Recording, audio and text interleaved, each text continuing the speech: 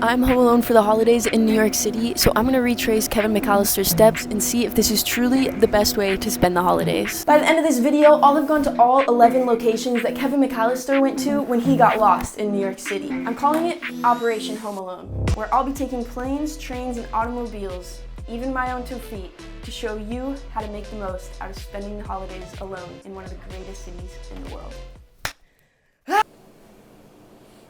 Where is everybody?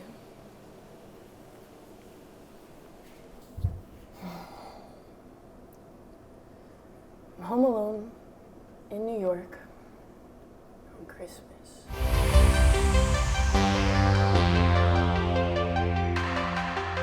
I'm home alone in New York on Christmas. Excuse me, sir, what city are we in? New York. The first thing we gotta do is call a cab to get us to Radio City Music Hall, but we've gotta go over the Queensboro Bridge, and we need to be in a yellow taxi. Luckily, there's an app where you can book a taxi because it is 2023 and I have no idea how to hail a cab or call a cab on the street. I don't even see any yellow cabs pulling up, but I do. There's a whole line of taxis out there.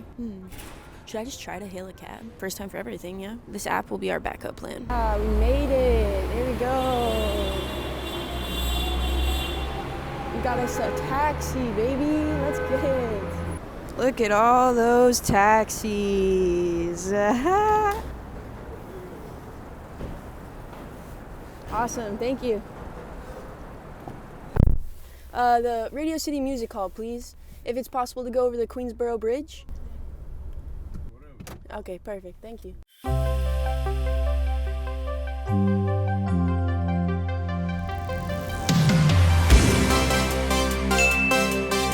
Thank you, have a good one. I guess now would be a good time for a fit check. I tried to dress as similar to Kevin McAllister as possible, so let's break it down. We got the green jacket, just like Kevin. We've got the blue sweater on the inside. Got some gloves. We've got some white pants and some white shoes. In the movie, Kevin wears beige pants and boots, but I didn't have any beige pants, and I sure as hell was not about to walk however many miles this is in high-heeled boots. So we went with the white Nikes. In the movie, Kevin has a blue beanie that he wears when he runs around New York City. I didn't have a beanie on me, and we're motivated out here, so I got the motivated monster cap on. Radio City Music Hall is Kevin's first stop in the city. He snaps a quick flick of the iconic venue, and then he's off to Empire Diner. This is where Kevin comes and he sees Santa Claus on stilts before heading to one of the most iconic tourist spots in New York City. But before we make our way over there, I'm a little hungry and I'm curious if they got good food here, so let's go check it out. Hi. Can I get a table for one, please? We don't have any tables for one at the moment, but we do have space in the bar if you wanted to grab that. Yeah, that's fine. Yeah, go right ahead. Awesome, thank you. Could I get the Empire Burger, please? Empire Burger? Yeah, with no pickles. No pickles. And the aioli on the side. Aioli on the side. And is medium rare okay for the burger? Could I do well done? Well done. And fries, please. Fries? Thank you. All right, here we go. This is the official Empire Burger review. This comes with a double patty, and holy crap, this thing filled me up. The fries were astonishing. Grade A fries. And then they brought out the cookies. These were warm chocolate chip cookies, but when I tried them, not that warm. Not warm at all. One more stop Kevin makes on his vacation in New York City is this general store here at 32 Mott Street. This is what it looks like in the movie. And this is what it looks like now, all closed up. But this is where Kevin comes to pick up some fireworks that he would later use on Harry and Marv after they robbed the toy store, which we will see soon. In the 90s, this was one of the biggest general stores in Chinatown, but in 2003, it was renovated into something. I couldn't tell you what, because it's all closed up. So that's pretty much it. Let's go to the next spot. All right, y'all, I've circled this park at least 2 or 3 times trying to find these binoculars that Kevin went to, and I cannot find them anywhere. I'm pretty sure that the spot that they were at before got turned into a playground for kids. So, yeah, not really sure how to recreate this scene here, but we got to see the most iconic New York City tourist spot. It'll actually be my first time seeing the Green Lady, so let's go find her. I think she's this way. Oh, there she is. There she is. There she is. Holy smokes. Wow, wow, wow, wow, wow. Let's try to get as close as we can. Do you guys want a group photo? Do you want a group? Yeah? Okay. I was trying to be nice and take a group photo for them, but I don't think they spoke English. Oh my gosh, wow, look at this, look at this. The Green Lady. And by the Green Lady, I mean the Statue of Liberty right there. Wow, the camera does not do her justice, to be honest. This is my first time seeing the Statue of Liberty this close. They've got a big old fence here blocking everyone from getting to the edge, so I can't get any closer, but there she is.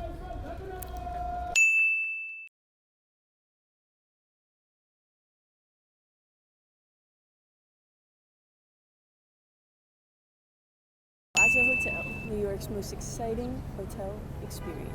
All right, I did not come all this way to not see Kevin McAllister's room from Home Alone, so let's go try to find it. Fuck, they've got it roped off. All right, I must not be the only person that has tried to go see Kevin McAllister's hotel room, because they've got this hotel completely locked down. Security in front, ropes and everything. Only registered hotel guests allowed, but we're gonna try to tell them that we're checking in, I think. Oh, I think we can slide in here. You see that right there?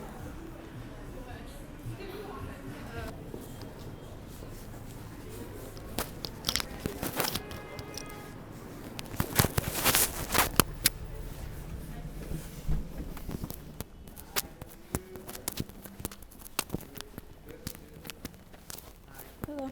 Where are you going to? This is Up. private. Oh, this isn't the hotel area where I check in? On the corner, right and right. Okay. Off to the, is there another door on that side? Yeah, there. Okay, thank you.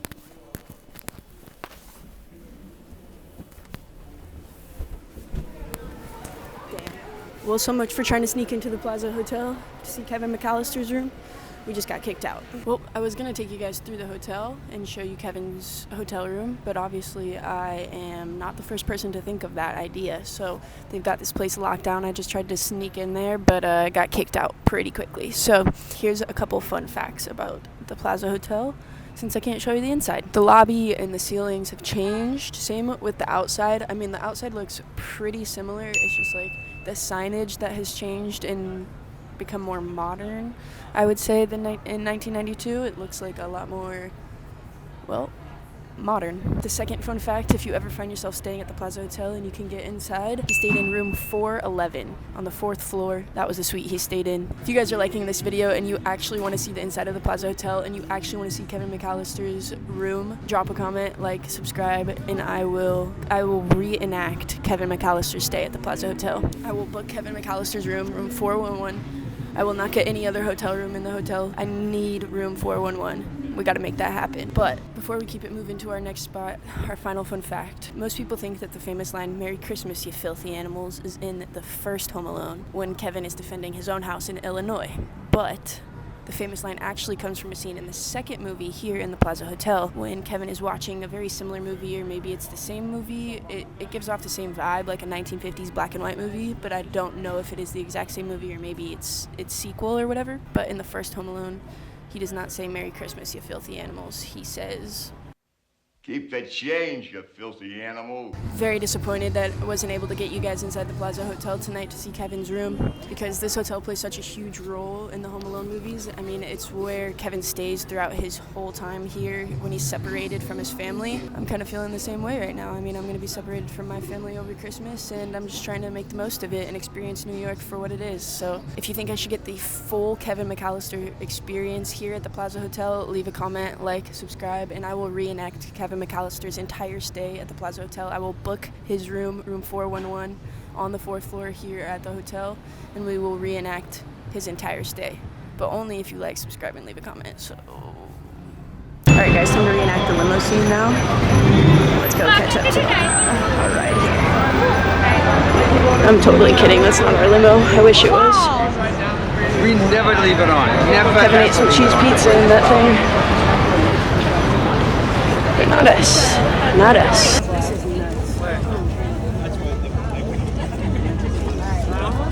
This is the toy store that Kevin goes to on his first day in New York City. While the movie wasn't filmed at this exact toy store, it was inspired by this store. The actual scenes from the movie were shot inside of a toy store in downtown Chicago.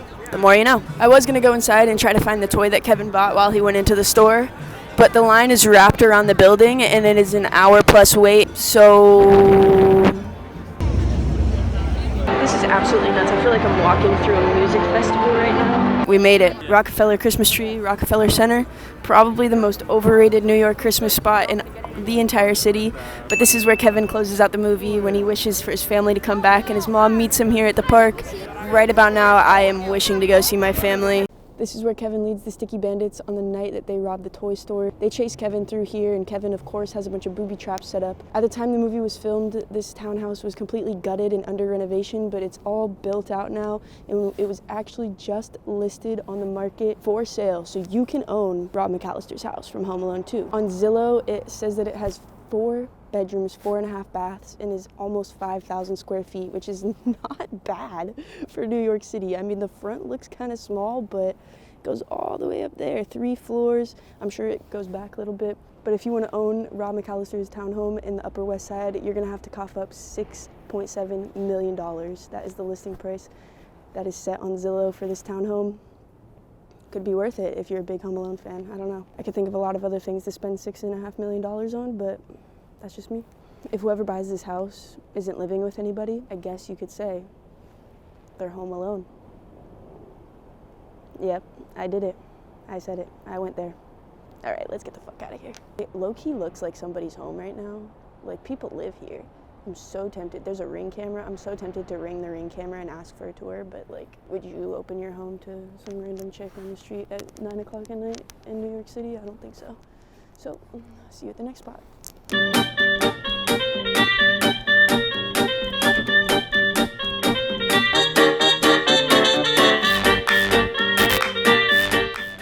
This is Central Park. This is where Kevin runs through after he gets caught thrifting, shoplifting, there we go. Shoplifting a toothbrush from a convenience store just down the street. He runs into Harry and Marv, and when they recognize him, he runs out of the store and he runs to Central Park. He runs through the park, down the stairs that I just went through to the Bethesda, sorry if I'm pronouncing that wrong, the Bethesda Fountain, where he hops in the back of a horse buggy to escape Harry and Marv. And pretty dark here now, so you can barely see the fountain, but you've got a little bit of it right there. The fountain right now is completely dry, and I think I want to take a lap in it because I can walk in it and nobody's here to tell me not to.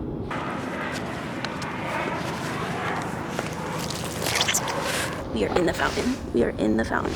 I'm gonna go touch the middle of the fountain. Holy fucking shit, this feels so wrong. This feels so wrong. Oh my god. Here we go.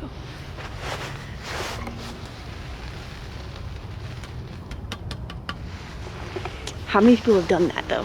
How many people have touched the middle of the fountain?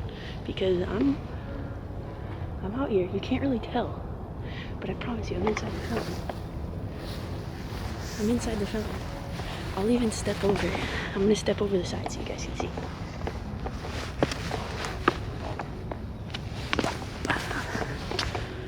How many people in the world have done that? I don't know, but I'm now one of them. At the beginning of the movie, Kevin is absolutely stoked to be on vacation alone when he finds out that he took the wrong flight, just like I was stoked to be moving to New York City. Last month, I packed up my life in LA, jumped in a car with my 2 dogs and my dad, and drove over 4,000 miles over the course of 4 days to move to this city. Because in September, I hopped on a phone call and I got a job offer from someone I really admire and look up to.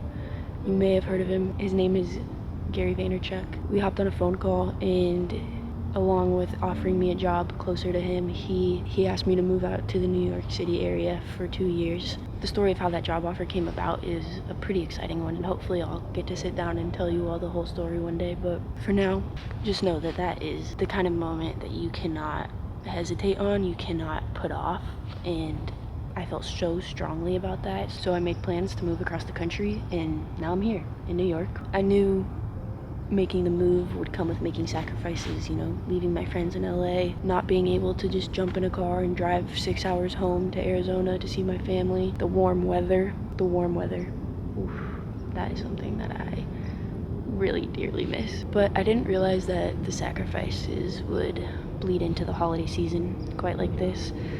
I've been out here for a month and I'm loving it out here, but I'm ready to see some familiar faces. I'm ready to spend some time with my family. and friends. I'm like pretty close to booking a last minute flight home to try to make it before Christmas morning to see my family. I think we're gonna pull the trigger there. I think we got a flight to catch.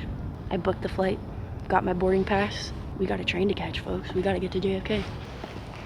We on our way home. I cannot wait to see my family, bro. I cannot wait to be in the warm weather. I'm so excited. I am not missing this flight. I'm determined to spend Christmas morning with my family, just like Kevin did. See you at the airport. Bye.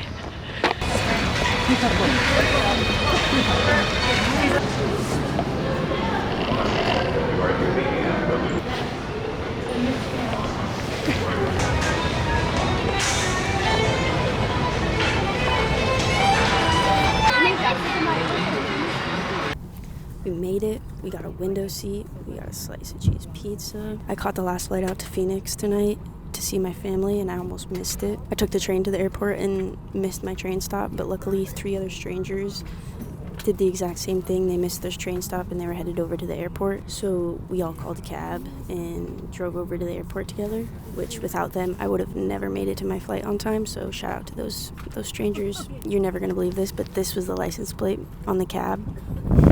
Crazy. On the way over, we got to know each other a little bit, and one of the guys even started teaching us about interest rates on mortgages, which I guess will come in handy if I ever buy a house one day. But the point of the story is to just trust that everything works out, you know? I could have started freaking out and stressing out that I was going to miss my flight, but instead I just rolled with the punches, got in a cab with 3 strangers, and made it to my flight on time. So when you're traveling over the holidays or really any other time of year, just keep in mind that you've got to have patience. You've got to trust that you're right exactly where you're supposed to be, right when you're supposed to be there. And just remember to be gracious that you even have the opportunity to travel in the first place. Right now, I'm extremely grateful that I get to chow down on this slice of pizza, and that when I get off this flight, I'm going to be able to spend Christmas morning with my family. See you there. While Kevin McAllister certainly knows how to have a good time in New York over the holidays, I think him and I would both agree that the best part of Christmas is spending it with the people that you love the most. So thank you for running all over New York City with me to retrace Kevin McAllister's steps, and I hope you had a happy holidays.